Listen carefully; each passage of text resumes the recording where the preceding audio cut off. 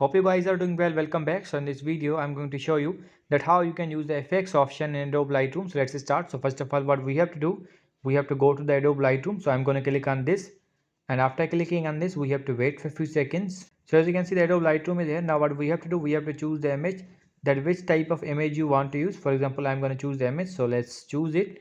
For example, I'm going to use this image, so we have to click on this, and after clicking on this, as you can see, now you will get the option edit option here on the third number. So we have to click on the third option, edit, and after clicking on the edit, as you can see, has the option for the effects. So we have to click on the effects, and after clicking on the effects, as you can see, the texture option is here. If you want to increase the texture, you have to increase the value of the texture option, and the clarity option is also provided here. You can increase that.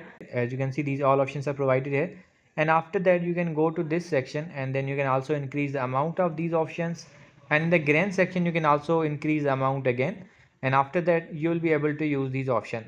So in this way you can use the effects option in Adobe Lightroom. I hope you guys understand this video, that how you can use this option and make your picture looks good. So see you guys in the next video.